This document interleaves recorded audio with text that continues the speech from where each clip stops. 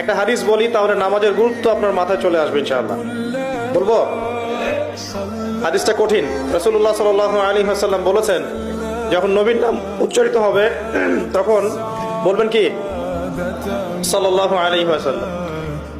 নবী সাল্লাল্লাহু আলাইহি ওয়াসাল্লাম বলেছেন, মান তারাকা সালাতান মুতাআম্মিদান ফাকাদ কাফারা। মান মানে যে কেউ, তারাকা মানে ছেড়ে দিল, ত্যাগ করলো, সালাতান মানে নামাজ, মুতাআম্মিদান মানে ইচ্ছাকৃতভাবে, ফাকাদ কাফারা সে ব্যক্তি কুফরি করলো।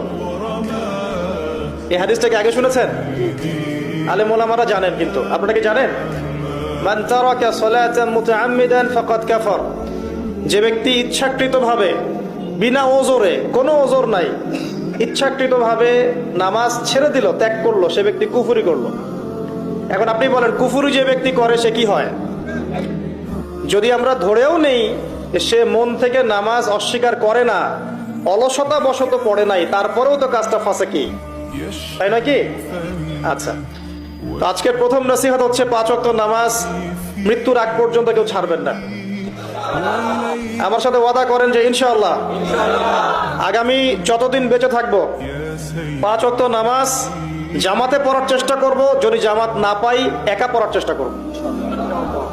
আল্লাহ পাক তৌফিক দান করুন, আমিন।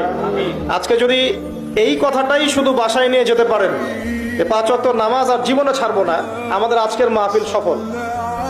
আর আজকে যদি অনেক কথাবার্তা হয় ওয়ার্ল্ড অ্যাফেয়ার্স নিয়ে, ইকোনমিক্স নিয়ে, শেষ জামানা নিয়ে, ঠিক আছে, আমাদের সমকালীন ফিতনাগুলো নিয়ে, কিন্তু দিন শেষে বাড়িতে যদি কিছু না নিয়ে যেতে পারেন তাহলে আলোচনায় এসে কোনো লাভ নাই। এই ছবি তোলাতুলি, ভিডিও করা, হ্যাঁ, স্লোগান দেয়া, আইওয়াজ শোডাউন করার মধ্যে কোনো ফায়দা নাই। ফায়দা কিসে?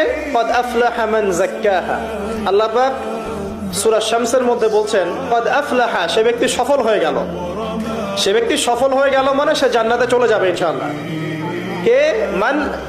মান যাক্কাহা, যে ব্যক্তি তার নফসটাকে, তার এই যে কলব, এটাকে পরিশুদ্ধ করতে পেরেছে, সে ব্যক্তি সফল হয়ে গেল।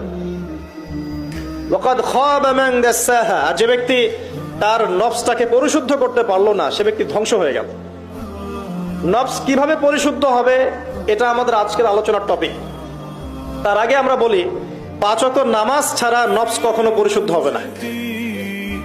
আজকে আমরা অনেক যদি আলোচনা করি, বাসায় কিছু নিয়ে যেতে না পারি, তাহলে আলোচনার কোনো লাভ নাই, কোনো ফায়দা নাই।